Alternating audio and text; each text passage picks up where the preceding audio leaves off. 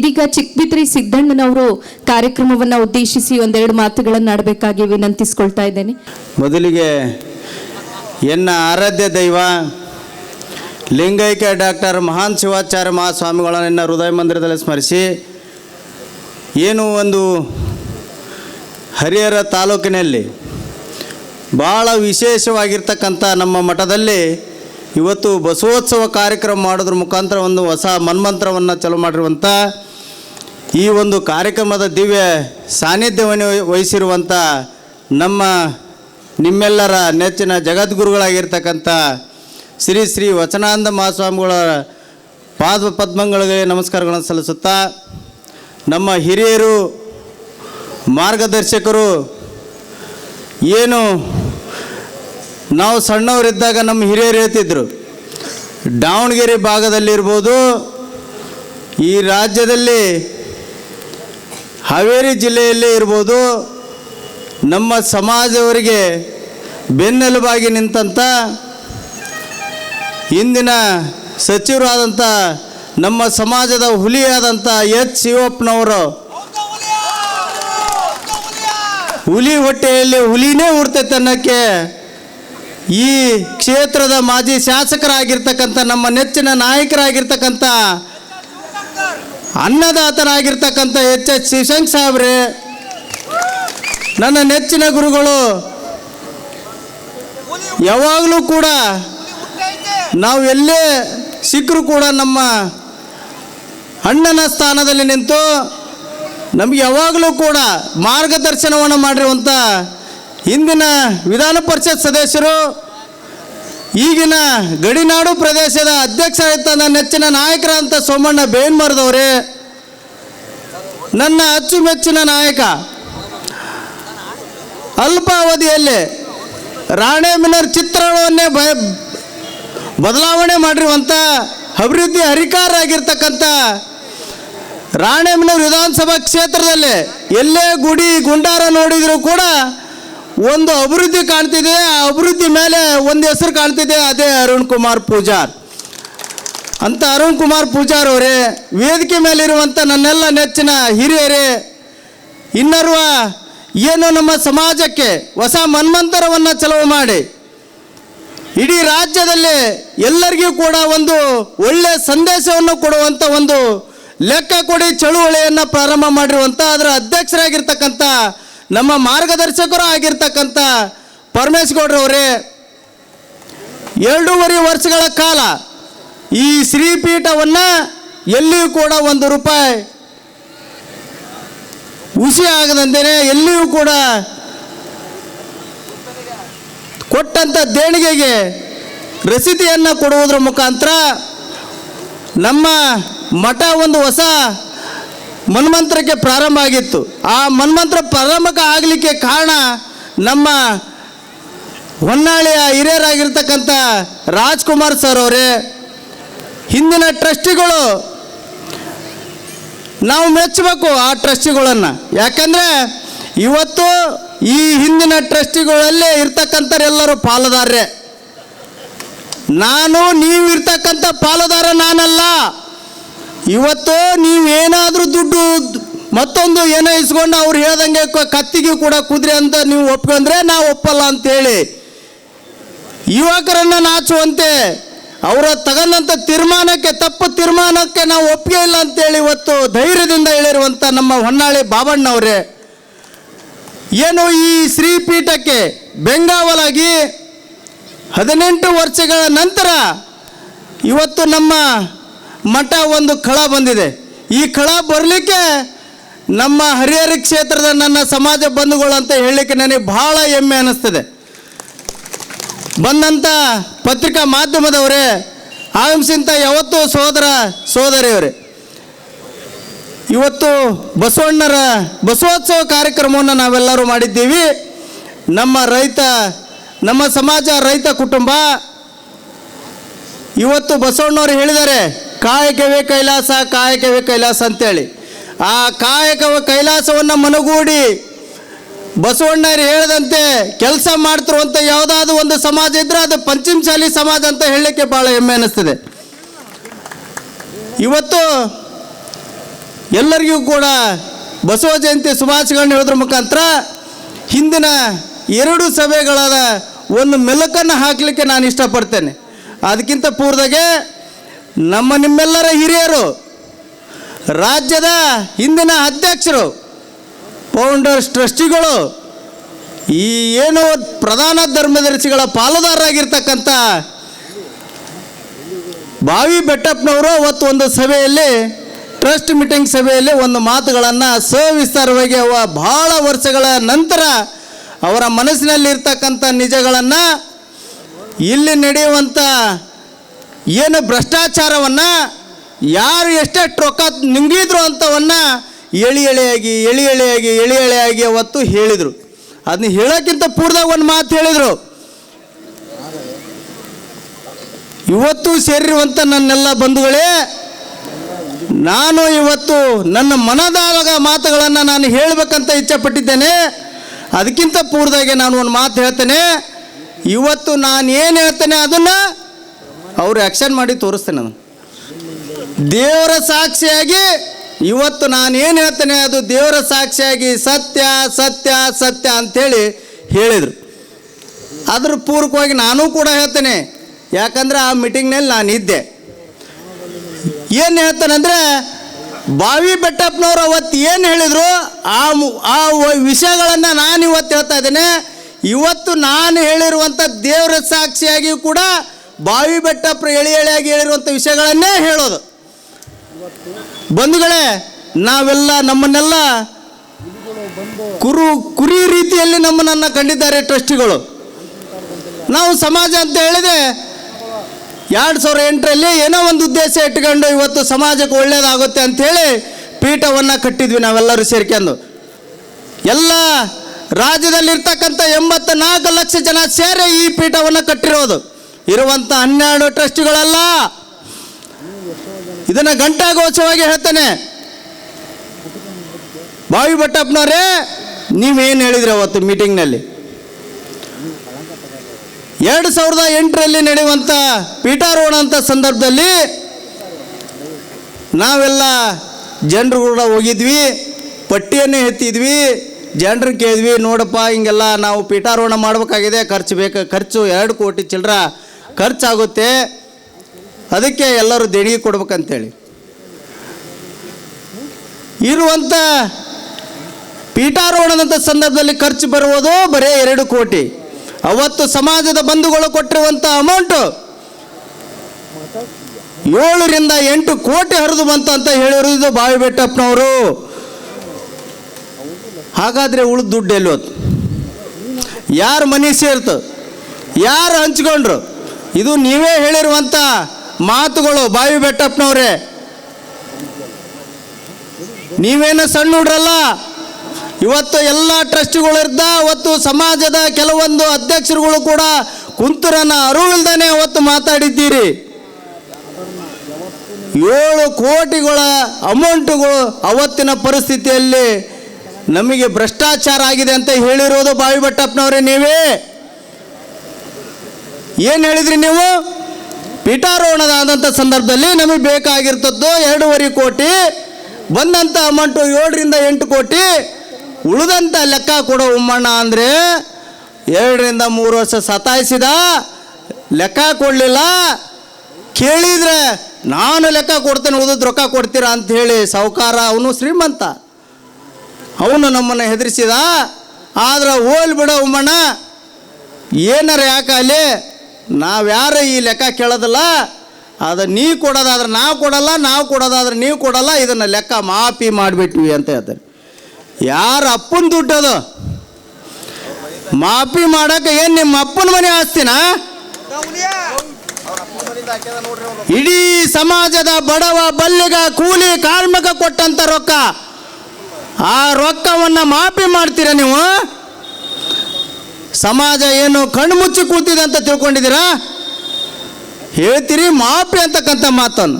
ಬಾವಿ ಬೆಟ್ಟಪ್ಪನವರೇ, ಇದು ನಿಮ್ಮ ಹಿರಿತನಕ್ಕೆ ಒಳ್ಳೇದಾಗುತ್ತಾ? ನೀವು ಹೇಳಬೇಕಾಗಿತ್ತು, ಅದನ್ನ ಯಾಕೆ ಮಾಫಿ ಮಾಡಬೇಕಾಗಿತ್ತು? ಉಮ್ಮಣ್ಣ, ನೀನು ಲೆಕ್ಕ ಕೊಡು, 1 ರೂಪಾಯಿಗೆ 1 ರೂಪಾಯಿ ಲೆಕ್ಕ ಕೊಡು. ಅದೆಷ್ಟು ಉಳಿತೈತೆ ಅದನ್ನೆಲ್ಲ ಲೆಕ್ಕ ತಗೊಂಡು ಪೀಠದ ಏಳಿಗೆಗೆ ಬಳಸೋಣ ಅಂತ ಹೇಳ್ಬೇಕಾಯ್ತು. ಮಾಫಿ ಅಂತಕ್ಕಂಥ ಮಾತು ನಿಮ್ಮ ಬಾಯಲ್ಲಿ ಬರ್ತದೆ ಅಂದರೆ ಮತ್ತು ನೀವು ಕೂಡ ಪಾಲ್ದಾರ ಇರ್ಬೋದು ಅಂತ ನಮ್ಮೆಲ್ಲರಿಗೆ ಅನ್ನಿಸ್ತದೆ. ಪಾಲ್ದಾರ ಆಗಿರ್ಬೇಕು ನೀವು. ಪಾಲ್ದಾರ ಆದಾಗ ಮಾತ್ರ ಅಂತ ಮಾತುಗಳು ಬರ್ತದೆ. ತದನಂತರ ಹೇಳ್ತೀರಿ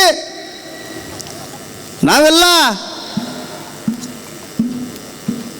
ಸರ್ಕಾರದಿಂದ 12,75,00,000 ರೊಕ್ಕ ಬಂದಿದೆ, ಆ ರೊಕ್ಕವನ್ನು ಮಠ ಕಟ್ಟಲಿಕ್ಕೆ ನಮ್ಮದೇನು ಸಮುದಾಯ ಭವನ ಕಟ್ಟಿಸ್ಲಿಕ್ಕೆ ನಾವು ಅದನ್ನು ಉಪಯೋಗ ಮಾಡಬೇಕಾಗಿತ್ತು, ಅದನ್ನು ನಾವು ಲೆಕ್ಕ ಕೇಳಿದ್ರೆ ನಮ್ಮನ್ನು ಮೀಟಿಂಗಿಗೆ ಕರೆಯೋದು ಬಿಟ್ರು ಅಂಥೇಳಿ. ಪಾಪ ನೀವು ನೋವಿಂದ ಹೇಳಿದ್ರಿ, ಮೀಟಿಂಗ್ ಕರೀಲಿಲ್ಲ ಅನ್ನೋ ನೋವಿಂದ ಹೇಳಿದ್ರಿ. 12,75,00,000 ಎಲ್ಲಿ ಹೋಯ್ತು? ಆ ಬಿಲ್ಡಿಂಗ್ ನೋಡಿದರೆ ಇವತ್ತು ಸುಣ್ಣಲ್ಲ ಕಿಟಕಿಲ್ಲ, ಇಟ್ಟಂಗೆ ಹಚ್ಕೊಬಿಡ್ರಿ. ಅದರಲ್ಲಿ ಅದನ್ನು ಲೆಕ್ಕ ಹಾಕಿದರೆ ಮತ್ತು ಒಂದು ಮಾತು ಹೇಳಿದ್ರಿ, ನಾವು ಎಲ್ಲ ಇಂಜಿನಿಯರ್ನ ಕರೆಸಿ 3 ರಿಂದ 4 ಸಲ ನಾವು ಅದನ್ನು ಎಲ್ಲ ಇಂಜಿನಿಯರ್ ಕರೆಸಿ ಅದನ್ನು ಎಲ್ಲ ಲೆಕ್ಕವನ್ನು ಮಾಡಿದ್ವಿ. ಆ ಬಿಲ್ಡಿಂಗಿಗೆ ಖರ್ಚು ಆಗಬೇಕಾಗಿದ್ದು 3 ರಿಂದ 4 ಕೋಟಿ ಅಂತೇಳಿ ನೀವೇ ಹೇಳಿದ್ರಿ ಬೆಟ್ಟಪ್ಪನವರೇ. ಮತ್ತು 12,75,00,000 ರೊಕ್ಕ ಬಂದಿದೆ. ಉಳಿದ ರೊಕ್ಕ ಏನು ಮಾಡಿದ್ರಪ್ಪ ನೀವು? ಏನು ಹಂಚ್ಕೊಂಡ್ರೆ ನೀವು ಎಲ್ಲ ಟ್ರಸ್ಟಿಗಳು ಹಂಚ್ಕೊಂಡ್ರೆ ನೀವೆಲ್ಲ ಬರ್ತಕ್ಕಂಥ ಸಿಮೆಂಟ್ ಮಾರ್ಕೊಂಡಿದ್ದೀರಿ, ಉಸುಗು ಮಾರ್ಕೊಂಡಿದ್ದೀರಿ, ಬಂದಂಥ ಕಬ್ಬಣ ಮಾರ್ಕೊಂಡಿದ್ದೀರಿ. ಏನು ನಿಮ್ಮ ಅಪ್ಪನ ಮನೆ ಆಸ್ತಿನ ಇದು? ಈ ಪೀಠ ನಿಮ್ಮ ಅಪ್ಪನ ಮನೆ ಆಸ್ತಿನ ಇದು?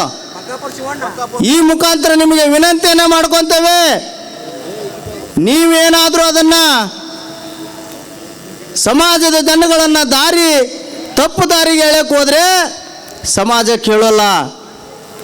ಮತ್ತು ಅದನ್ನು ಹೇಳ್ತೀರಿ 12,75,00,000 ಬಿಡಿಸ್ಕೊಂಡು ಆಲ್ರೆಡಿ 1 ಕೋಟಿ ಬಿಟ್ಟು ಎಲ್ಲ ಟ್ರಸ್ಟಿಗಳು ಫೋರ್ಜರಿ ಸಹಿ ಮಾಡಿ ಒಬ್ಬ ಕಳ್ಳ ಬಿಡಿಸ್ಕೊಂಬಿಟ್ಟಾನ ಅಂತ ಹೇಳ್ಬಿಟ್ರು. ಎಲ್ಲ ತಗೊಂಬಿಟ್ಟಾನ ಅವನ. ಪಿ ಡಿ ಒಂದು ಸಹಿ ಡೂಪ್ಲಿಕೇಟು, ಟ್ರಸ್ಟಿಗಳದು ಡೂಪ್ಲಿಕೇಟ್ ಸಹಿ, ಎಲ್ಲ ಡೂಪ್ಲಿಕೇಟ್ ಸಹಿ ಮಾಡಿ ಎಲ್ಲ ರೊಕ್ಕ ತಗೊಂಬಿಟ್ಟಾನ. ಬಿಲ್ಡಿಂಗಿನ ಹೆಂಗಾಯ್ತು ಹಂಗಾಯ್ತು. ಫ್ಲಕ್ಸ್ ರಾಜ ಅಲ್ಲ, ಅವನ ದೊಡ್ಡ ಕಳ್ಳ ಅವನ. ಫ್ಲಕ್ಸ್ ರಾಜ ಅಂದ್ರೆ ಇನ್ನೂ ಅವನಿಗೆ ಗೌರವ ಬರ್ತೈತಿ. ಇಷ್ಟೆಲ್ಲ ಭ್ರಷ್ಟಾಚಾರ ಆಗಿದೆ ಅಂತ ಹೇಳಿರೋದು ನಾವಲ್ಲ, ಟ್ರಸ್ಟಿ ಮೀಟಿಂಗ್ನಲ್ಲಿ ಹೇಳಿರುವಂಥದ್ದು ಬಾವಿ ಬೆಟ್ಟಪ್ಪನವರು. ಬಾವಿ ಬೆಟ್ಟಪ್ಪನವ್ರು ಹೇಳಿ ಇಷ್ಟೆಲ್ಲ ಹೇಳಿ ಏನು ಹೇಳಿದ್ರಿ ಸ್ವಾಮಿ ಲಾಸ್ಟಿಗೆ? ಇದೇ ಉಮ್ಮಣ್ಣ ಇಷ್ಟೆಲ್ಲ ಮಾಡಿದ, ಇದೇ ಜ್ಯೋತಿ ಇಷ್ಟು ಮಾಡಿದ, ಇದೇ ಚಂದ್ರಶೇಖರ್ ಇಷ್ಟು ಮಾಡಿದ ಎಲ್ಲ ಹೇಳಿದವರು ನೀವೇ. ಲಾಸ್ಟಿಗೆ ಏನು ಹೇಳಿದ್ರಿ ನೀವು? ಆಯ್ತಪ್ಪ, ನಾನು ಈಗ ಒಂದು ಹಿರಿಯ ಟ್ರಸ್ಟಿ, ಫೌಂಡರ್ ಟ್ರಸ್ಟಿ ಆಗಿ, ಹಿಂದಿನ ರಾಜ್ಯಾಧ್ಯಕ್ಷ ಆಗಿ ನಾನು ಒಂದು ಮಾತು ಹೇಳ್ತೇನೆ, ಇದು ನನ್ನ ಆಗ್ರಹ. ನಾವೆಲ್ಲ ಆಗ್ರಹ ಅಂದರೆ ಇವನು 1-2 ತಿಂಗಳು 3 ತಿಂಗಳು 4 ತಿಂಗಳು ಕೊಟ್ಟು ಲೆಕ್ಕ ತಗೊಂತಾನಂತ ನಾವು ತಿಳ್ಕೊಂಡೇವಿ. ಅವ ಹೇಳಿದ್ದೇನೆಂದ್ರೆ ಬಾವಿ ಬೆಟ್ಟಪ್ಪನವರು ಈ ಹಿಂದೆ ನಡೆದಿರುವಂಥ ಹಣಕಾಸಿನ ವಿಚಾರ ಇರ್ಬೋದು, ಲೆಕ್ಕಪತ್ರದ ವಿಚಾರವಾರ್ದು ಯಾರೂ ಕೇಳಬಾರ್ದಂತಾನು. ನಿಮ್ಮ ಮನೆ ಲೆಕ್ಕ ಆದ್ರೆ ಬಿಡ್ತಿದ್ದೆ ಬೆಟ್ಟಪ್ಪನವ್ರೆ? ನಿಮ್ಮ ಮನೆದು ನಿಮ್ಮ ಅಣ್ಣ ತಮ್ಮಳವ್ರು ಬಿಡ್ತಿದ್ರ? ಮಾಪಿ ಅಂತೆ. ನಿನ್ನ ಮಕ್ಕಕ್ಕೆ ಮಾತು ಸರಿ ಬರೋದಲ್ಲ, ನಿಮ್ಮ ಹಿರಿತನಕ್ಕೆ ಇದು ಚಲೋ ಅಲ್ಲ. ಅದಕ್ಕೆ ಏನು ಹೇಳ್ತೀರಿ? ಎಲ್ಲವನ್ನ ಮಾಫಿ ಮಾಡಿಬಿಡೋಣ ಅಂತೇಳಿ. ಮಾಫಿ ಮಾಡಿಬಿಡೋಣ ಅಂತ ಸಂದರ್ಭದಲ್ಲಿ ನನಗೆ ಭಾಳ ನೋವಾಯ್ತು. ನಾನು ಕೂಡ ಆ ಮೀಟಿಂಗ್ನಲ್ಲಿ ಇದ್ದೆ. ಆವಾಗ ನಾನು, ಮಾನ್ಯ ಅಧ್ಯಕ್ಷರೇ, ನೀವು ಬಡವ್ರು ಕೊಟ್ಟಂಥ ರೊಕ್ಕ, ಕೂಲಿ ಕಾರ್ಮಿಕರು ಕೊಟ್ಟಂಥ ರೊಕ್ಕ, ಮಹಿಳೆಯರು ಸೋದರರು ಎಲ್ಲರೂ ಕೂಡ ಮನ್ಯಾಗ ಅವ್ರಿಗೆ ಅಕ್ಕಿಲ್ಲ ಅಂದರೂ ಕೂಡ ನಮ್ಮ ಸಮಾಜದಂದ್ರೆ 100 ರೂಪಾಯಿ ದಣಿ ಕೊಟ್ಟಾರ ಸ್ವಾಮಿ. ಅಂಥ ಲೆಕ್ಕವನ್ನು ಮಾಫಿ ಅಂತಕ್ಕಂಥ ಮಾತು ಅಂತ ಹೇಳ್ತಿರಲ್ಲ, ನಮ್ಮ ಸಮಾಜಕ್ಕೆ ನೀವು ಅವಮಾನ ಮಾಡಲಿಲ್ವೇ? ಇದನ್ನು ಕೇಳಿದರೆ ಏನಂತಾರೆ ಬಾಯಿ ಬೆಟ್ಟಪ್ಪನವರು? ನಿನಗೆ ಗೊತ್ತಾಗಲ್ಲ, ಸುಮ್ ಕೂತ್ಕ, ನೀನು ಸಣ್ಣ ಹುಡುಗದಾನೆ. ನಾನು ಸಣ್ಣ ಹುಡುಗನೇ ಸ್ವಾಮಿ, ಆದರೆ ನೀವು ಮಾಡ್ತಿರುವಂಥ ಭ್ರಷ್ಟಾಚಾರವನ್ನು ನೋಡಿ ಕೂತ್ಕೊಳ್ಳೋವಂಥ ಸಣ್ಣ ಹುಡುಗ ನಾನಲ್ಲ. ಇವತ್ತು ನೀವು DVR ಕದ್ರಲ್ರಿ ಸ್ವಾಮಿ, ನಾಚಿಕೆ ಆಗ್ಬೇಕು ನಿಮಗೆ. ಯಾಕೆ DVR ಕದ್ರಿ ನೀವು? ಯಾಕೆ ನಮ್ಮ ಎಲ್ಲ ಬಂಡವಾಳ ಬಯಲು ಬೀಳ್ತದಂತ DVR ಕದ್ರ? ನಾಚಿಕೆ ಆಗ್ಬೇಕು ನಿಮಗೆ. ಸಮಾಜದ ಹಿರಿಯರಾಗಿ ಸಮಾಜವನ್ನು ಕೂಡಿಸ್ಬೇಕಾದಂಥ ಕೆಲಸ, ಸಮಾಜವನ್ನು ಗಟ್ಟಿ ಮಾಡಬೇಕಾದಂಥ ಕೆಲಸವನ್ನು ನೀವು ಮಾಡಬೇಕಾಗಿತ್ತು. ನೀವು ಮಾಡಿರುವಂಥ ಕೆಲಸ ಏನಂದರೆ ಇಲ್ಲಿ ಕುತ್ಕೊಂಡು ಬರೇ ದುಡ್ಡು ಹೊಡೆಯೋದು. ನಾನು ಕೂಡ 25,000 ರೂಪಾಯಿ ಕೊಟ್ಟಿದ್ದೆ ಎಲ್ಲ ಸಮಾಜದವರಿಗೆ, ಬಂಧುಗಳಿಗೆ ನಾನು ತಿಳಿಸ್ತೇನೆ. 25,000 ರೂಪಾಯಿ ನಾನು ಎದಕ್ಕೆ ಕೊಟ್ಟಿದ್ದೆ ಅಂದರೆ, ನಮ್ಮ ನೆಚ್ಚಿನ ನಾಯಕರಂತ ಅರುಣ್ ಕುಮಾರ್ ಪೂಜಾರಣ್ಣವರು ನಮ್ಮ ಮನೆಯವ್ರನ್ನ ನಗರಸಭೆ ಉಪಾಧ್ಯಕ್ಷರನ್ನಾಗಿ ಮಾಡಿದರು. ಅವತ್ತು ಶ್ರೀಪೀಠಕ್ಕೆ ಬಂದು ಆಶೀರ್ವಾದ ತಗೊಳ್ಳೋಣ ಅಂತ ನಾವು ಬಂದರೆ, ನಮಗೇನು ದಿವಸನೂ ಕೂಡ ದವಸ ಪ್ರಸಾದ ನಡೀತಿದೆ. ಒಂದು ದಿವಸದ ಪ್ರಸಾದದ 25,000 ರೂಪಾಯಿ ಬರ್ಸ ನಂದು 25,000 ರೂಪಾಯಿ ಅವತ್ತು ಅವ ಕಳ್ಳನ ಕೈ ಕೊಟ್ಟು ಹೋದರೆ,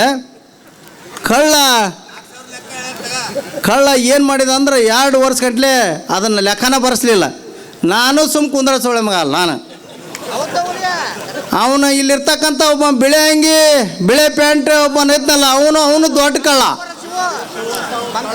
ಅವನ್ನ ಕೇಳಿದೆ 18ನೇ ತಾರೀಕು, ಫೆಬ್ರವರಿ 18ನೇ ತಾರೀಕು ಅದು ನಂದು ಪ್ರಸಾದದ ದಿವಸ. ಅದರ 17ನೇ ತಾರೀಕು ಫೋನ್ ಮಾಡಿದೆ, ಶಿವಣ್ಣ ಏನು ಮಾಡಕತ್ತಿಪ್ಪ ಅಂದ. ಇಲ್ಲಣ್ಣ ಜನ ಭಾಳ ಬಂದಿತ್ತು, ಪ್ರಸಾದ ಮಾಡ್ಸಕತ್ತಿದ್ದೆ. ಭಾರಿ ಒಳ್ಳೆ ಕೆಲಸ ಮಾಡ್ತಿ ಬಿಡು ನೀನು. ನಾಳೆ ಯಾರ್ದೈತ ಶಿವಣ್ಣ ಪ್ರಸಾದ ಅಂತ ಕೇಳಿದ್ ನಾನು. ಬಾರ್ಕೊಂಡ್ರೆ ಹೇಳ್ತಿದ್ರು ಅವರು, ರೊಕ್ಕ ಹೊಡ್ಕೊಂಬಿಟ್ರ ಅವ್ರ. ಏನು ಹೇಳ್ತಾರ, ನಾಳೆ ಯಾರ್ದಿಲ್ರಿ ಸಿದ್ದಣ್ಣರ ಅಂದ.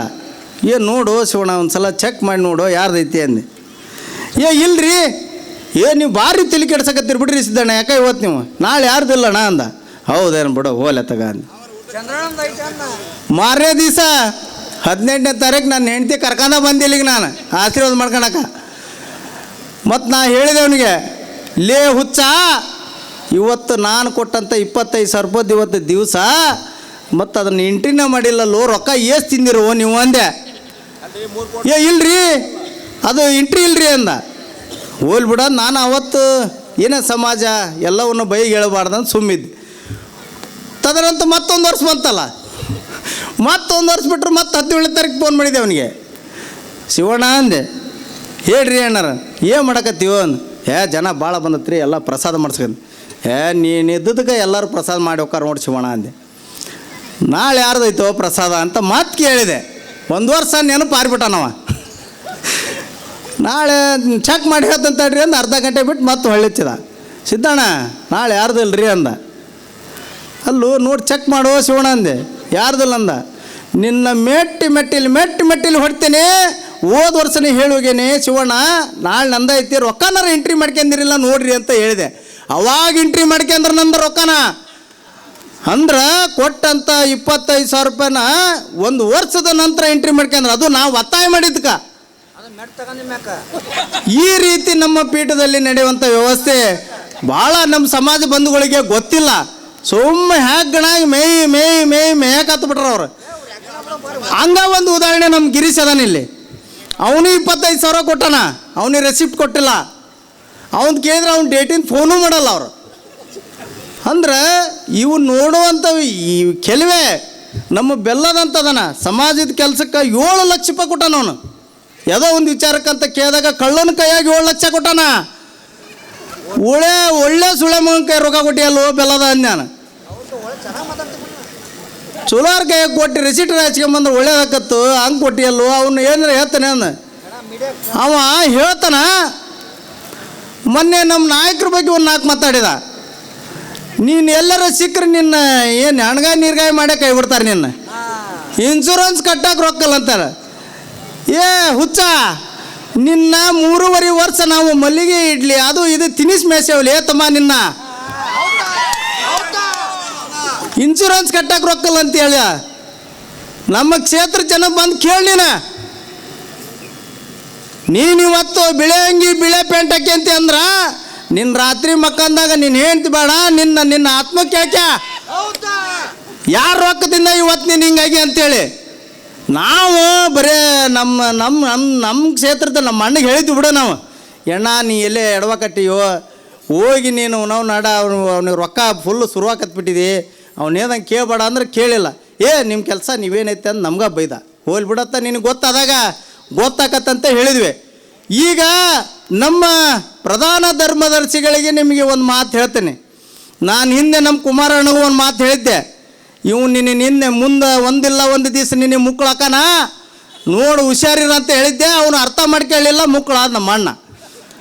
ಉಮ್ಮಣ್ಣ ನಿನಗೂ ಈಗ ಒಂದು ಮಾತು ಹೇಳ್ತಾನೆ, ಅವನೇನಾದರೂ ನೀ ಜೊತೆ ಕರ್ಕೊಂಡು ಅಡ್ಡಾಡಿದ್ರೆ ನಿನಗೂ ಒಂದಿಲ್ಲ ಒಂದು ದಿವಸ ಮುಕ್ಕಳಕ್ಕನ. ಈಗ ನಿನ್ನೆಲ್ಲ ಹರಾಜು ಮಾಡಿ ಕೈ ಬಿಟ್ಬಿಟ್ಟಾನ ಅವನು.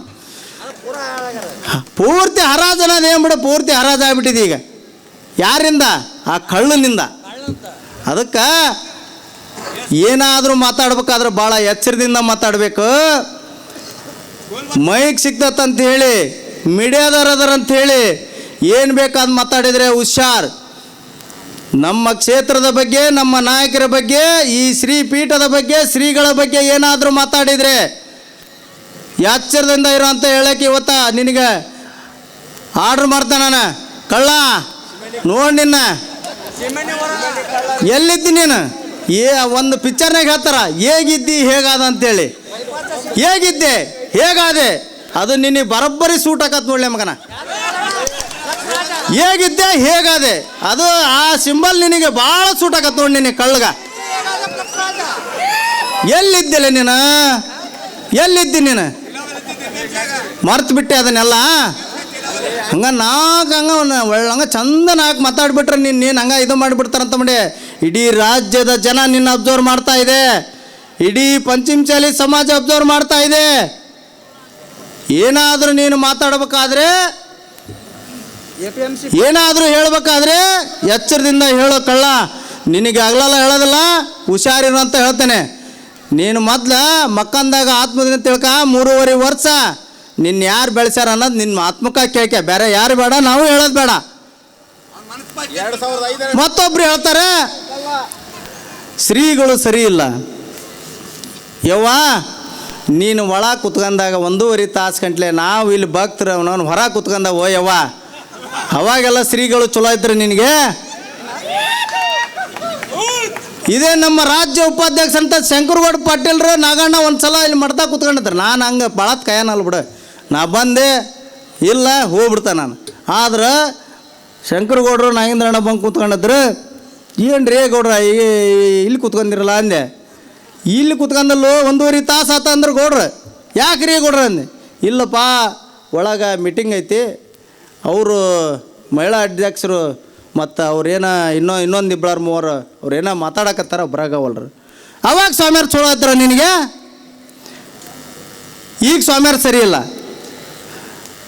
ನಾಚಿಕೆ ಆಗ್ಬೇಕು ನಿಮಗೆಲ್ಲ. ಏನು ಹೇಳ್ತೀವಿ ಏನಿಲ್ಲ ಅನ್ನೋದನ್ನು ಅರಿವು ಮಾಡ್ಕೋಬೇಕು. 6 ತಿಂಗಳಿಂದ ದೇಶ ವಿದೇಶಗಳಲ್ಲಿ ನಮ್ಮ ಸಮಾಜವನ್ನು ಎತ್ತರಕ್ಕೆ ಒಯ್ದಂಥ ಜಗದ್ಗುರುಗಳು ಯಾರಾದ ಇದ್ದರೆ ವಚನಾಂತ ಸ್ವಾಮಿಗಳಂತ ಹೇಳಿರಲ್ಲೋ ನೀವು. ನಾವಲ್ಲ, ನೀವು ಹೇಳಿರಿ. ಎಲ್ಲ ನೀವು ಹೇಳಿ ಎಲ್ಲ ಮಾಡಿ ಈಗ ಸ್ವಾಮಿಗಳು ಸರಿ ಇಲ್ಲ ಅಂತ ಹೇಳ್ತೀರಂದ ನಾವು ಒಪ್ಪಕ. ಇಡೀ ಸಮಾಜ ನಿಮ್ಮ 12 ಮಂದಿ ಕೈಯಾಗಿಲ್ಲೋ ಯಪ್ಪ. ಸಿದ್ಧಲಿಂಗ ಸ್ವಾಮಿಯವ್ರನ್ನ ಕಳ್ಳಾಟದಿಂದ ನಾವು ನಿಮ್ಮ ದೇವ್ರು ಅಂತ ಒಪ್ಕೊಂಡ್ಬಿಟ್ಟಿದ್ವಿ. ಅವಾಗ ಸಿದ್ಧಲಿಂಗ ಸ್ವಾಮಿಯವ್ರು ತೆಗೆದುಬಿಟ್ರಿ. ಅದಕ್ಕೆ ನಾವು ಕೂಡ ಒಪ್ಕೊಂಡ್ವಿ ಬಿಡು. ಯಾಕಂದ್ರೆ ಅವಾಗ ನಿಮ್ಮ ಕಳ್ಳಾಟ ಗೊತ್ತಲ್ಲ. ಮೊನ್ನೆ ಬಾಯಿ ಬೆಟ್ಟಪ್ಪರು ಹೇಳಿದ ಮ್ಯಾಗ ಗೊತ್ತಾಗತ್ತೆ ನೀವು ಎಂಥ ಭ್ರಷ್ಟಾಚಾರಿಗಳು ಅನ್ನೋದು. ದೇವ್ರು ಅಂತ ತಿಳ್ಕೊಂಡಿದ್ವಿ. ನಿಜವಾಗ್ಲೂ ಹೇಳ್ಬೇಕಂದ್ರೆ ಸ್ವಾಮಿಯವ್ರಿಗಿಂತ ಮುಂಚೆಗೆ ಅವ್ರಿಗೆ ಕಾಲು ಬೀಳ್ತಿದ್ವಿ ನಾವು. ಸಮಾಜ ಒಳ್ಳೆ ದಾರಿಗೆ ಹೋಗಕತ್ತಾರ ಬಿಡು ಅಂತೇಳಿ. ಬಾಯಿ ಬೆಟ್ಟಪ್ಪರು ಯಾವಾಗ ಅದನ್ನು ಬಾಯಿ ಬಿಟ್ಟು ಎಳಿ ಎಳೆಯಾಗಿ ಏನು ಬಿಚ್ಚಿಟ್ಟು ಹೇಳಿದ್ರಲ್ಲ, ಅಯ್ಯೋ ನಾವು ಬಿದ್ದದ್ದು ದೇವ್ರಿಗೆಲ್ಲಪ್ಪ ದೇವುಗಳಿಗೆ ಅಂತೇಳಿ ಅವತ್ತು ಗೊತ್ತಾಯ್ತು ನನಗೆ. ಇಷ್ಟೆಲ್ಲ ದೊಡ್ಡ ಮಟ್ಟದಾಗ ಕಳ್ರದಾರ ರಾಜ್ಯದ. ಪಾಪ ಸಣ್ಣ ಪುಟ್ಟ ಕಳ್ರದ, ಇವರು ಸಣ್ಣ ಪುಟ್ಟ ಕಳ್ರಲ್ಲ, ಅವರು ದೊಡ್ಡ ಕಳ್ರು. APMC ಮೆಂಬರ್ ಮಾಡಿ ಕೊಡಮ್ ತಗೊಂಡ್ರ ನಮ್ಮ ಸಾಹೇಬ್ರ ಯಾರು ಏನು ಮಾಡ್ರ ಅಲ್ಲ.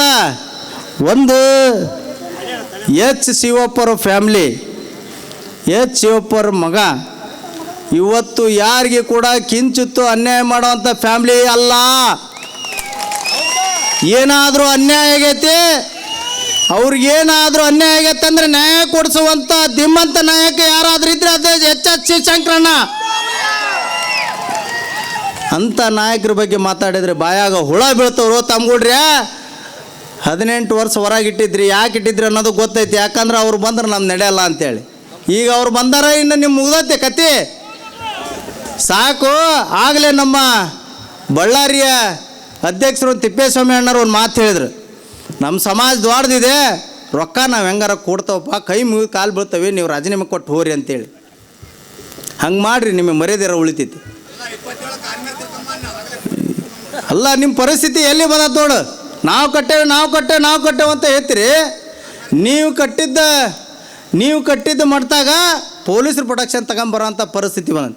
ಆಗಲೇ ಒಬ್ಬನು ಬಂದಾನ, ಅವನು ಬೌನ್ಸರ್ ಕರ್ಕೊಂಬಂದ, 4 ಮಂದಿ ಬೌನ್ಸರ್.